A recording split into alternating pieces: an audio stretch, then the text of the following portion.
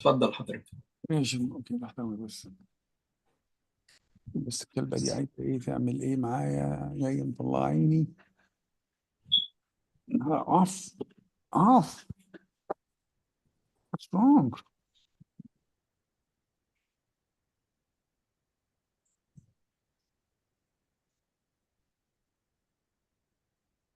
الكلبة مش في حاجة مش مظبوطة. هو انا شايف السلايد بس المشكلة ان الكلبة عندي جاية تطلع عايزة تقعد عند حجري. اه يحصل عشان انا وهي على الكرسي. اعتقد خايفة من الجو، احنا عندنا اصل عاصفة جامدة، خايفة هي من الجو، فعشان كده يعني. اه معلش يعني اوكي. نريح. نريح. hopefully. في حد دخل وطلع تاني مارسيلينو. طيب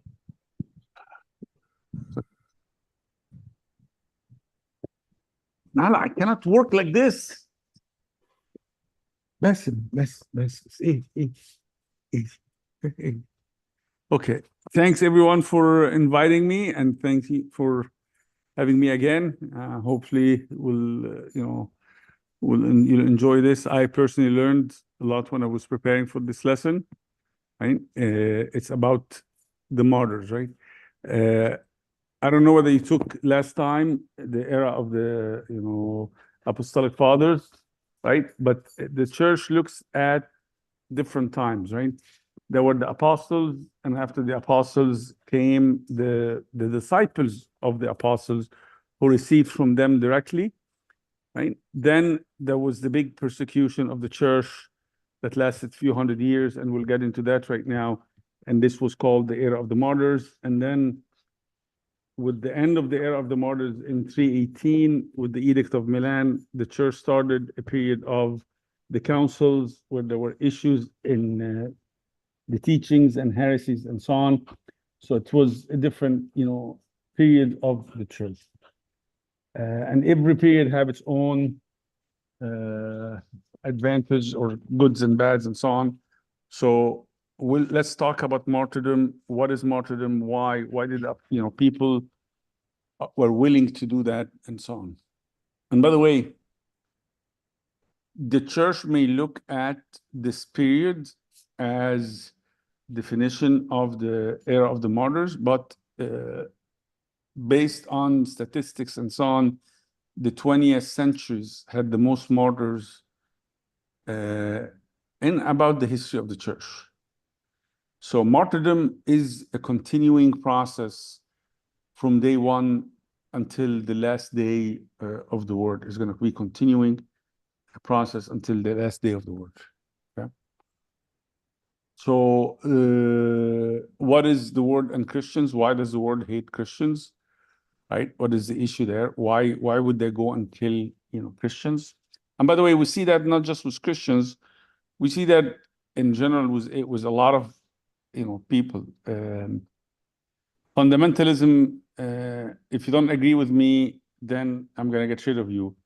That's really what's going on in a lot of places, and that's what's happening. But we'll get into details. Right? There were 10 emperors in the time of the Roman Empire that really defined the persecution of Christians, and we'll get into that. And then, type of martyrs, that's going to be a discussion for us to have. So quickly, because I know you like to have short meetings. Again, when you look at the Christians, right, we are not of this world. Once we're baptized and come out of baptism, we're no longer, quote unquote, normal humans. We belong to heaven. We are citizens of heaven, right? And we're just here temporarily planning to go there. So we don't look for establishing a kingdom on earth. We don't look for establishing, right, big government and so on. And our whole purpose is to be ready to go back home and to be where we belong, which is with Christ and with the angels and archangels and the saints and everybody in heaven. But as Christians, we also love the word, right? We love everybody because God is love, and St. John tells us, he who does not love others around him, how can they know God and how can they love God? If I don't love the person in front of me, how can I love God that I don't see? So it's fundamental for us to love others around us, but also because we are different, and our righteous life, and this is a key question, key point, our righteous life is in itself a condemnation to those who are not living a good life. So when there are two options, when I'm not living a good life and I see somebody who is doing a good job, right, and living righteously, happy, doing, everything well, and so on, there are two options. Either I feel bad for myself and I start following what these people are doing and do the same thing, or I just get rid of them because I don't want to see them in front of me, right, doing all this and making me feel less than them all the time. So it might be easier for me just to get rid of them. And this is what happens a lot of times with persecuting Christians, right? And this is not a surprise. This was a promise from Christ. As Christians, doesn't come as a surprise to us. It's a well-known fact that as Christians, we will be persecuted, we will have trouble in the world because the world doesn't like us. It's a simple fact. The world does not like us because we are God's people and they are following different set of rules and they want to follow God's rules, right? And this has been from day one. Right? Christ said what in John 16:33, these things I have spoken to you, that in me you may have peace. In the world you will have tribulation. But be of good cheer, I have overcome the world. So here we have the challenge, right? Christ is already warning us about the tribulations we're going to have. But he's also telling us, don't worry, there will be victory at the end. Somebody may wonder, wait a minute, what are you talking about victory? Somebody like St. George was persecuted and was tortured for 7 years, right? That's one of the things we say, in the Tasbih and hymns and so on. 7 years, and then he's killed at the end. And you tell me that's victory? Yes, we look at that as victory because what is really the end goal of our life? Is the end goal to have a big palace here or a lot of money or whatever? No, the purpose and the goal is to be in heaven. So if he was persecuted and persevered and was able to go through all this and then end successful in being able to go to heaven, that's the victory. The victory is not to avoid persecution. The victory is, to go through it and then maintain the faith and then stay steadfast in the faith. Any questions here? Okay. All right. So again, why are Christians persecuted? Again, the devil hates God, right? And the devil tries to stop progress of the message of God. So as soon as he hears Christians, he's going to go and try to kill them. You hear that, you see that in Pakistan, in China, in Africa, even in the US, right? Persecution is different. The persecution has different kinds, right? There's one outright persecution, like what happened in Russia to the Christians, and what happened, in Islamic countries, and what happened in, African countries to Christians. They just go and kill them flat out because they're Christians. And a different kind of persecution that we may be living here in the US and in Europe is the trying to ill-treat, Christians, and not just that, but trying to wipe the identity of Christianity and basically make you feel ashamed that you're a Christian. Oh, you're Christians? Oh man, that's old stuff, right? We're past that post-Christian era, right? They say the era we live in right now, post-Christian era, because Christianity is over, right? It's not over anything, actually, it's growing very rapidly as well. Okay.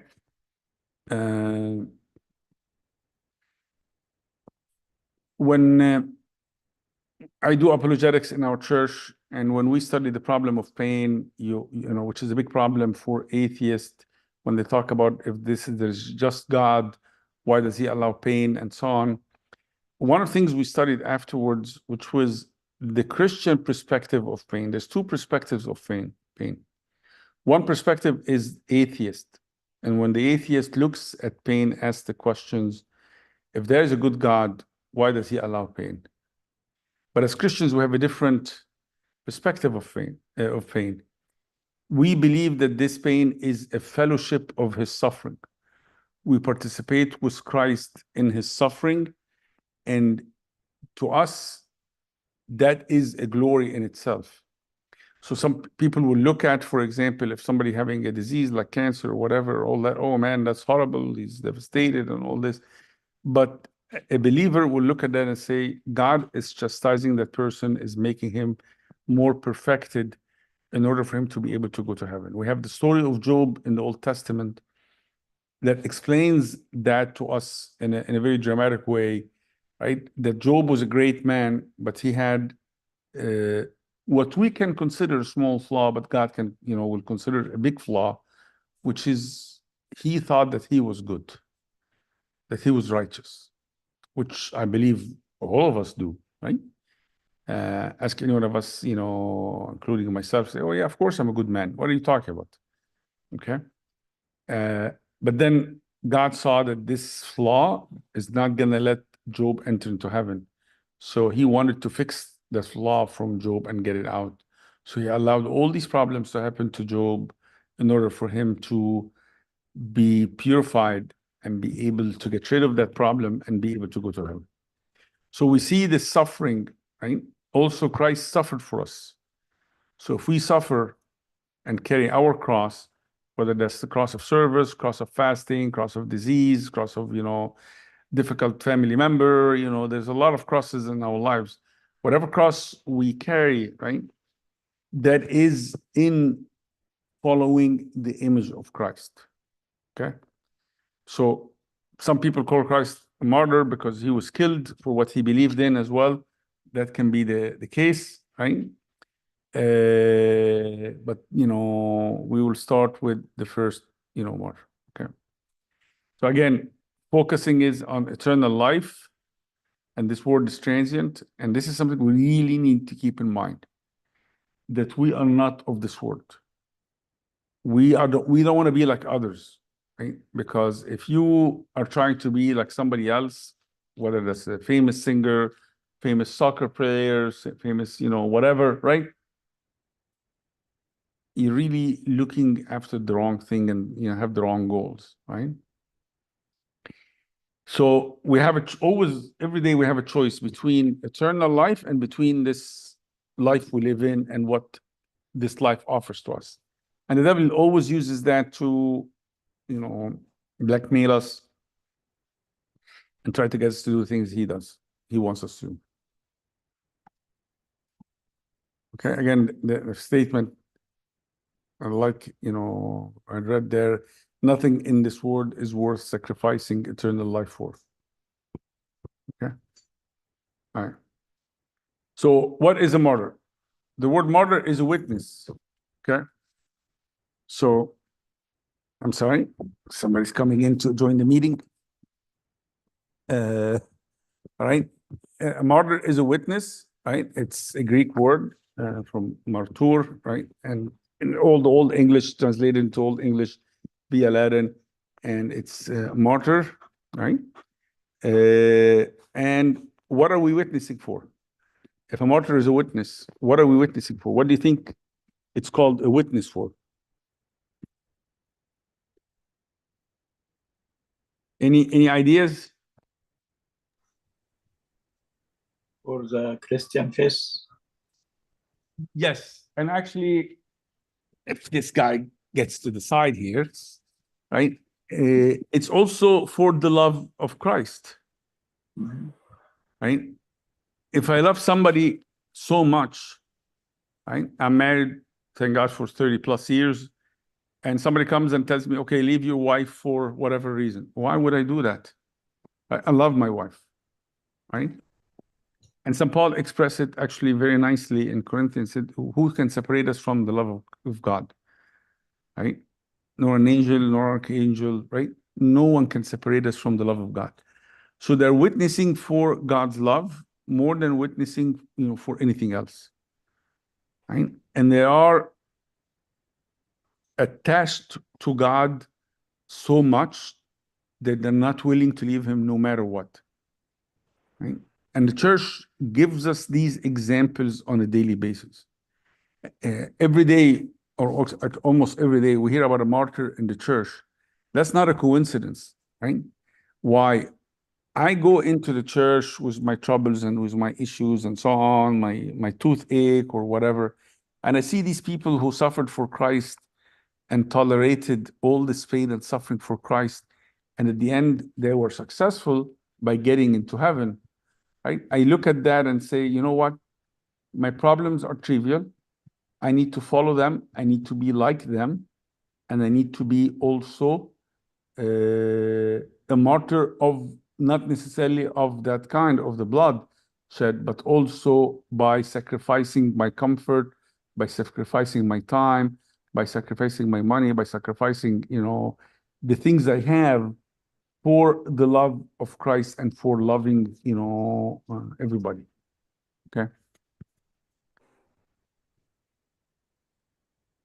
If you guys are not asking questions, I don't know, it means that you guys just, maybe not with us here today. Okay. So the first martyr is Saint Stephen, right? The archdeacon, right? And this is in Acts 7, right? And the story basically is he was witnessing to Christ and preaching. The Jews didn't like that. They took him to questioning, and he basically gave them the story of salvation and why the Old Testament is not, enough, and what Christ did and so on. They couldn't hear that. They picked up stones and they stoned him. And St. Paul was witnessing that. He did not participate, but he was a witness there. 11 of 12 disciples were martyrs. Excuse me. So most of the disciples were martyrs except John the Beloved, but John also, can call him a confessor, which we're going to define later on what is a confessor. But he was tortured for Christ, and he was not killed because of his old age, but they exiled him to a deserted island with nothing on it called Patmos, and he, lived there until he died. So, as you can see from day one, right, the disciples knew what's going to happen to them, and they accepted that mission, and they continued because the reward that's going to come next far outweighs what we have today. Right? Let's say you guys went out, on a big hike and so on and all this, right? And somebody gave you two options, right? You go to McDonald's and buy one of those dollar, menu items, right? Or you wait for another half an hour and you go to the fanciest restaurant and eat the best food you can dream of. Which one would you take? Rush to the $1 item, or wait for the biggest, best meal you'll ever have in your life? Answer is easy, right? I'm gonna skip the $1 stuff and wait for the the best meal ever, right? That's what we should be thinking of. This word is McDonald's $1 menu, and heaven far exceed the best thing that we ever thought of, right? So Christian persecution started by the Jews. Really, the Romans didn't care much about the Jews, those Jewish people who became Christians, right? Just another Jewish sect to them, and since they're not causing problems, they just ignored them. But of course, the Jews didn't like people believing in Christ because they thought Christ was blasphemer, right? Because he called himself God. And how can he call himself God? There's only one God. All right. So there's also other martyrs in the Old Testament. John the Baptist, of course, this is the last one in the Old Testament. Other people like, Jeremiah, I think Isaiah and so on, or, Elisha and so on, all these people have been, killed before, but we're focusing right now on the martyrs of the New Testament. St. Paul's story is very clear that Jews have persecuted Christians, put some of them in jail, and of course, some of them were killed, even unintentionally. Okay? Those are the martyrs. There's another rank in the church called confessors. And confessors are those who were taken, and basically the process was as follows, right? They take them in front of the king or in front of the ruler, and they give them an option. Either you worship the idol, right? Or you get killed. They refuse to worship the idol, they get killed. Right? So the confessors are people who went to persecution, who were tortured, but were not killed in the process, and they were let go for some reason, right? There's a lot of confessors in our church, right? A lot, right? A lot of confessors in our church, and when we are saying the Hitinias, by the way, I don't know whether you know that or not. When we saying when we look at the apostles, whether that's in the doxologies or Hitinias or whatever, right? The martyrs come first, right? The archangels, and then St. Mary and John the Baptist.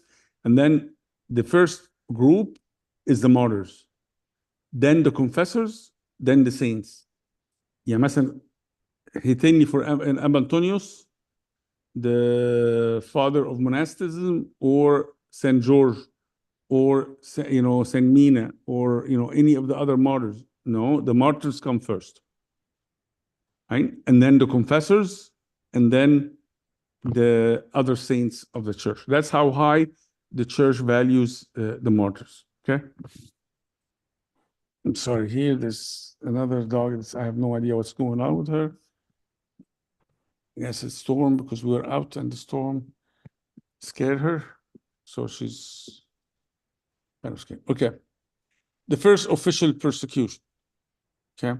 As I said, initially, Jews persecuted, Christians and tried to chase them and get them from other places and put them to jails and so on. But initially, the Roman Empire was, oblivious to these guys. Oh, okay, what's the big deal? This is called the sect. That's why also Christianity at the beginning was called the sect, right? Then what will happen is we're going to see in Nero's case was the first disaster that happened in Rome, and Rome was burning. His excuse was, oh, these are the cause of that is the Christians. Why? The Christians don't pray to the gods. So the God is not coming to our help. And they, let this happen to us as a punishment because Christians are not, worshiping God. So the Christians either worship our gods or they get killed. And that was Nero and the first official persecution of Christians in the church. Prior to that one, you read the manuscripts and they say, for example, that the orders came is, look, if these people don't cause you trouble as a ruler, just ignore them, leave them alone, right? They don't bother you, we don't bother them, we leave them alone. But not when the time came for Nero and so on and all this, right?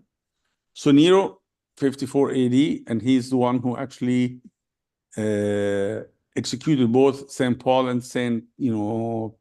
Peter, right? Again, blame the great fire of Rome on the Christians.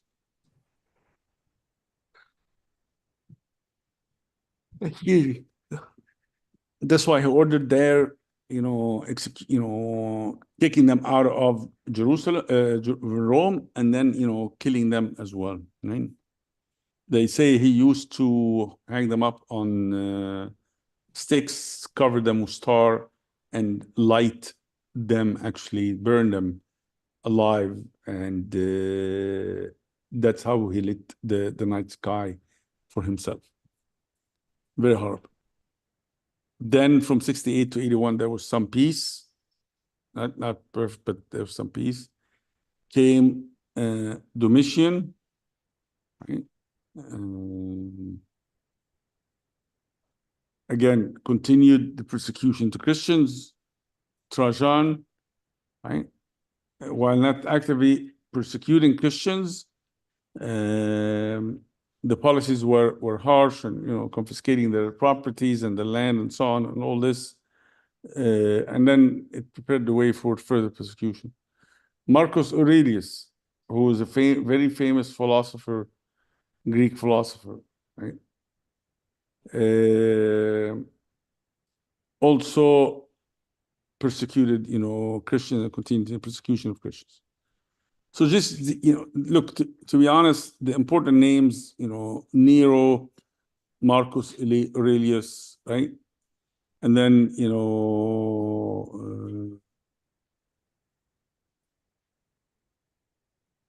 Diocletian, right?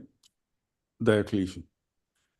Valerian and Diocletian. Valerian, there were some events that took place during his time that's worth noting. And of course, Diocletian, because Diocletian is the one that started one of the worst persecutions in the history of Christians. And he said he's not going to stop until the blood reaches the knees of his horse. So it happened one time. There was, martyrdom and blood is in the street. His horse slipped and his knee was in the blood of, the martyrs. So he said, okay, that's enough. He reached my goal. Okay. So that's Diocletian. So the more important persecutors, the 10 persecuted Roman generals, or not generals, emperors who persecuted Christians, starting with Nero, and go through Marcus Aurelius and Diocletians, and there are 10 of those, 7 more emperors that persecuted. Okay. The church cherished the amount of martyrs that that shed the blood, especially in Egypt, in that era, that they marked the first day or the first year of Diocletian's reign as the beginning of a new calendar, beginning of the martyr. That's how we view this event, in a positive way, not in a negative way.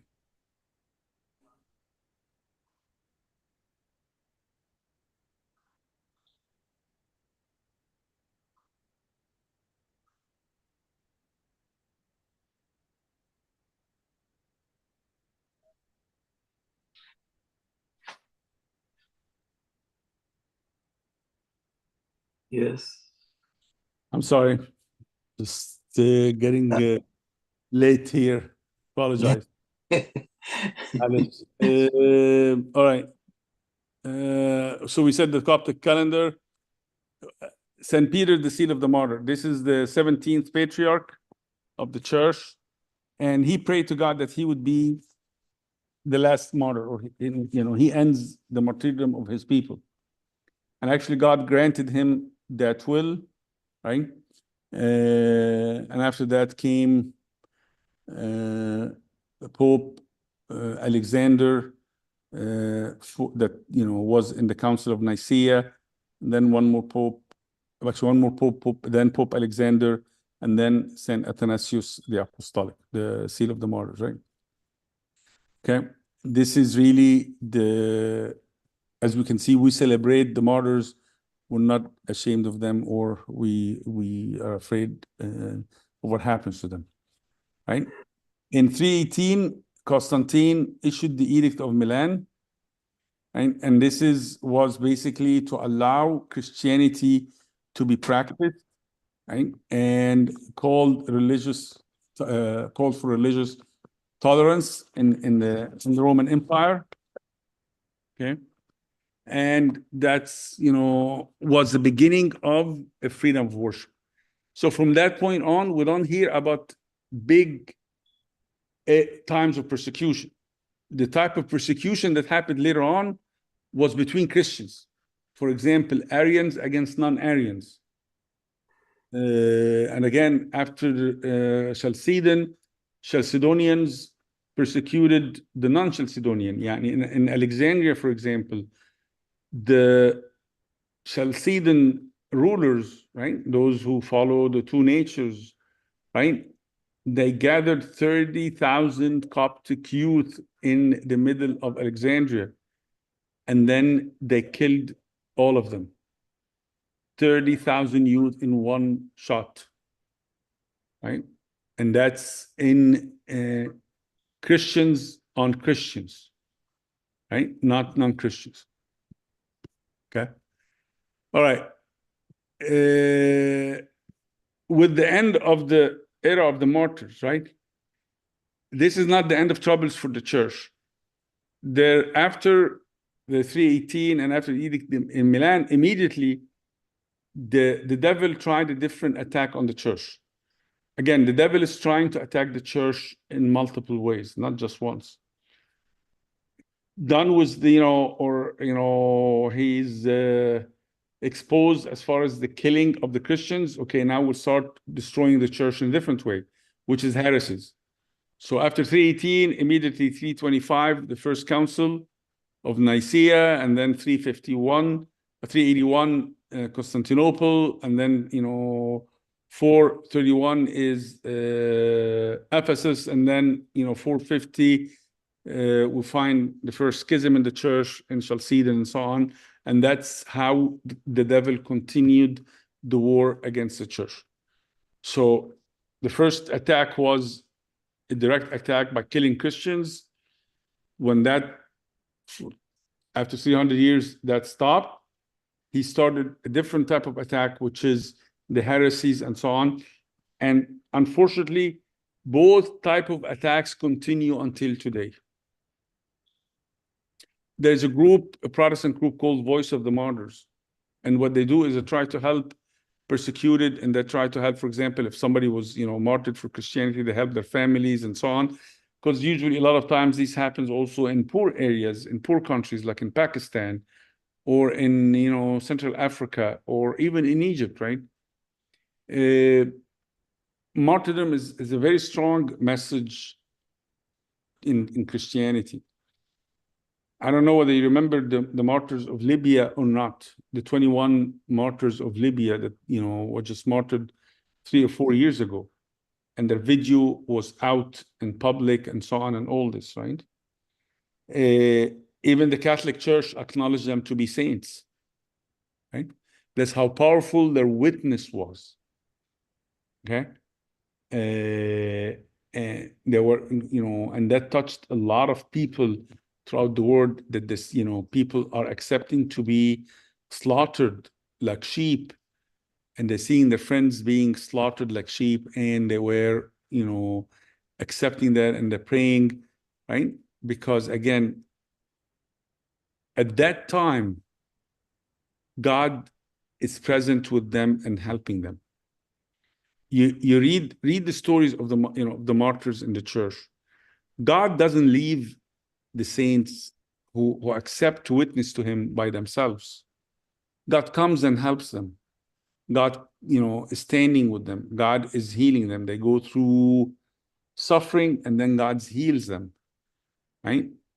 But why doesn't God just cancel the whole thing, right? Because when they are being persecuted and people see their love and, suffering, and that, accepting all this for the sake of the God they love, those people believe, right? And they get martyred as well. Okay? So, God wisdom, he allows the persecution to benefit, to show the faith of those martyrs, right? And then to bring in other people into the faith and to accept martyrdom as well. Okay? So that's basically a lot of the information about the martyrdom. Now, the question that I have to you, right, is martyrdom by blood is the only way that, people are witnessing and being martyrs? Do I have to be slaughtered or killed like St. George or St.Mina and so on to be a martyr? Or are there other ways I can witness and offer this, a kind of martyrdom? to Christ in my daily life? No other way. I don't think so. Because the definition of martyrdom is dying for your belief. Okay. How about if I'm dying from the sin that's offered to me? Wouldn't that be called, considered also martyrdom and death to sin? I'm dying from my desires. I'm dying from the lust that I have in front of me, right? My friends are doing this. My friends are going and partying in. My friends are doing all these, premarital relationships, all these drugs and so on. And I'm, accepting to die to all these things because of my love to Christ. Look, I agree with you. The level is not the same, right? But that's the type of martyrdom as well, right? Yeah, that makes sense. Yeah, when I refuse to be like others in the world, right? And accept to be offering myself as St. Paul says this in Romans 12, right? Offering myself as a living sacrifice, as if I'm dead to the world. Okay? All right. Any other questions?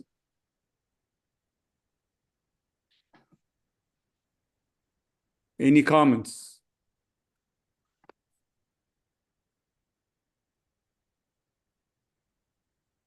Okay. Okay, Abuna. Thank you so much.